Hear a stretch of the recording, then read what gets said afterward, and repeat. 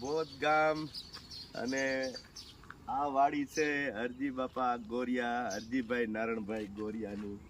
તો આ સોલિડનું farm house. આ છે નારિયેલી.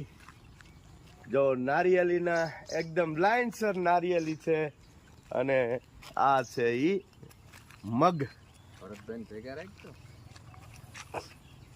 મગ અને ભાણજી કાકાની વાડી, હંસરાજભાઈની વાડી.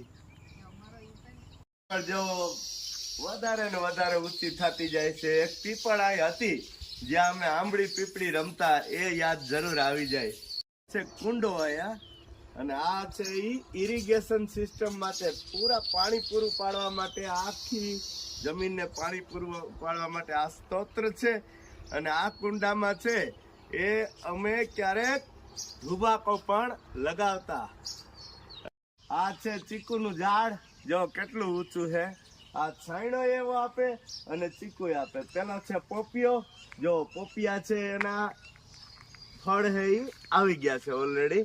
હવે નેક્સ્ટમાં પાકવાની પેલી અણી ઉપર છે. અને હવે જોઈએ છે આપણે ફળોનો રાજા એટલે કેરી.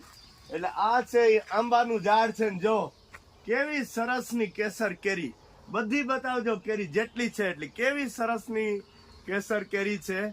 અને આ બધી મહેનત છે હરજી બાપાની, કે જેને પોતાના ખંતથી અને ઉત્સાહથી આ બધું જે એને ઝાડ, ફૂલ, ફળ આ બધું છે એ બકાલાનું જે કઈ શાકભાજી છે. આ નારિયેળીની લાઈન તો આપણે આગળથી જોઈ.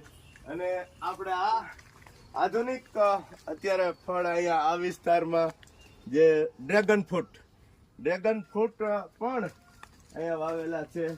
આ છે એ ઘનવેલ છે, ઘનવેલ. અને ફરી એક વખત આ જોઈ લો, તમામ ફળ પોપિયાની લાઈન છે.